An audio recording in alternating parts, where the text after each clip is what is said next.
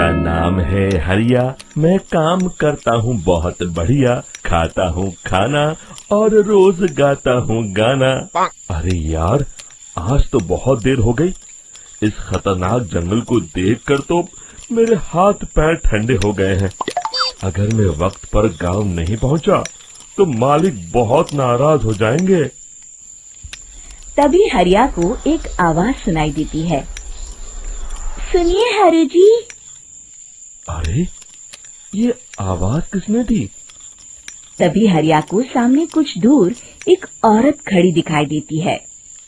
अरे भाई, ये औरत अकेली इतनी रात को इस जंगल में क्या कर रही है? चलकर पूछना पड़ेगा। फिर हरिया अपनी बैलगाड़ी उस औरत के सामने लाकर रोक देता है और उससे पूछता है। अरे सुनिए, आप इतनी रात को इस खतरनाक जंगल में अकेली क्या कर रही हैं? तभी वो औरत मीठी आवाज में कहती है। अरे हरु जी, आप आ गए। मैं कब से आपका इंतजार कर रही थी। वैसे तो यहाँ से काफी लोग गुजर चुके हैं, लेकिन मैं खास आपका इंतजार कर रही थी। अच्छा, तुम सच कह रही हो? मुझे तो यकीन नहीं हो रहा है। वो क्या है ना, आज तक किसी ने मुझसे इतने प्यार से बात नहीं की। हाँ हाँ हरु जी, मैं सच कह रही हूँ। अब देर मत करिए और जल्दी से मुझे मेरे घर तक छोड़ दीजिए। हाँ हाँ, कौन सी बड़ी बात है, अभी छोड़ देता हूँ।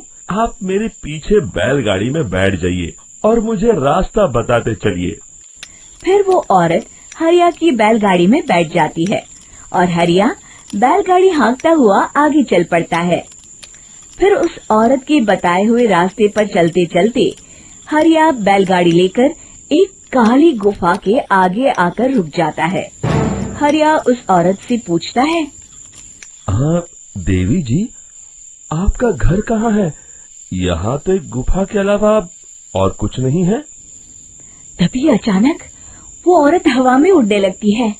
देखते ही देखते उसका सुंदर रूप एक डरावनी चुड़ैल में बदल जाता है और वो जोर जोर से हंसती है।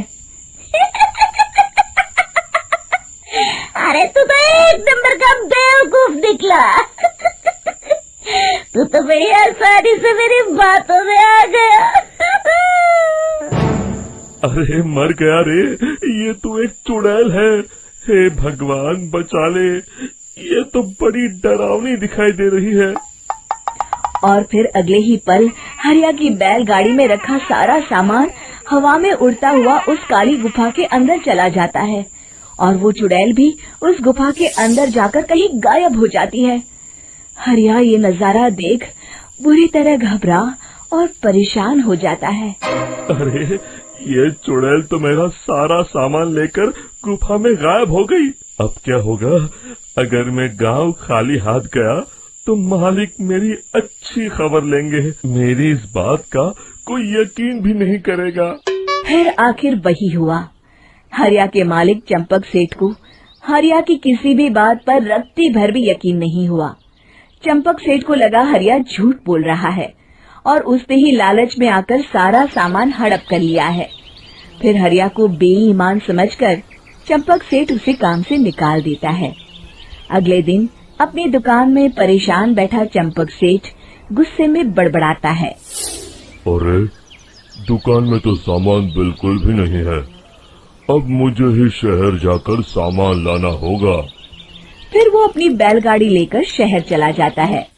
शहर से सामान लेकर जब चंपक सेठ वापस गांव लौट रहा होता है, तभी उसे एक आवाज सुनाई देती है। चंपक जी, ओ चंपक जी। अरे, ये तो कोई मेरा नाम लेकर मुझे पुकार रहा है।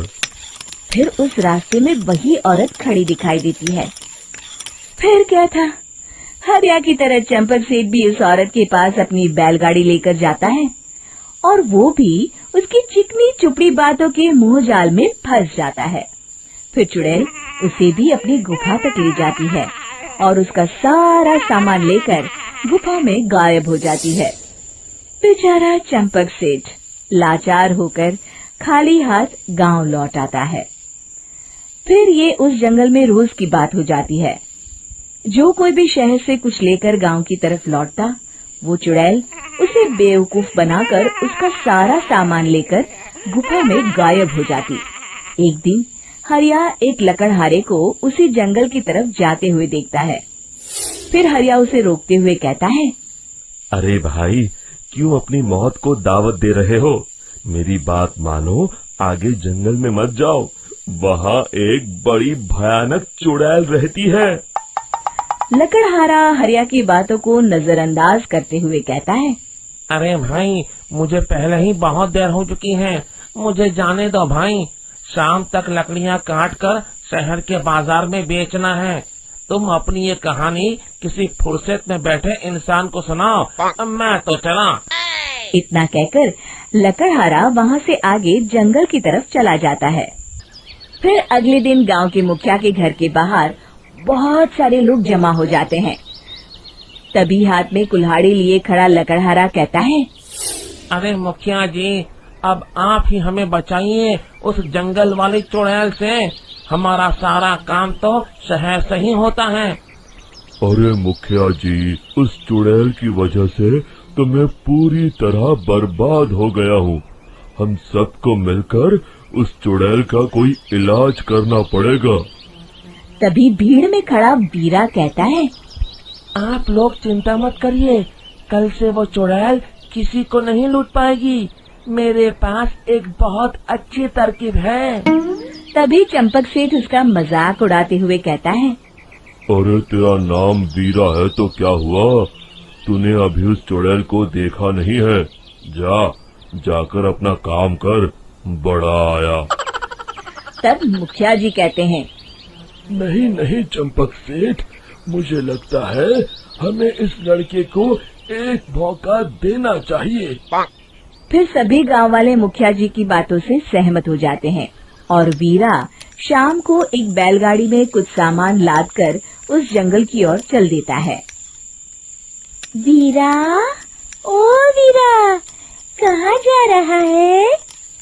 तभी वीरा मुड़ के देखता है, वही चुड़ैल एक औरत के रूप में खड़ी है। अरे बहन जी, मैं आपको ही ढूंढ रहा था। देखिए, मैं आपके लिए क्या लाया हूँ। अरे वाह, तो खुद मेरे लिए इतना सामान लाया है। तू ही अकेला गांव में समझदार है। जरा देखो, मैं भी खोल के, बड़े भूख लगी है। जैसे ही चुड़ैल उस सामान पर से कपड़ा हटाती है, एक भगवान शिव की तेज रोशनी उसके अंदर मूर्ति से निकलती है और चुड़ैल अपने असली रूप में आकर जलने लगती है। अरे मैं जल रही हूँ, बचाओ! बचाओ! ओम नमः शिवाय, मर गई मैं! देखते ही देखते वो चुड़ैल राख के साथ उड़ जाती है और सभी गांव वाले भी वहां जाते हैं। शिक्षा बुराई पे सदा अच्छाई की ही जीत होती है।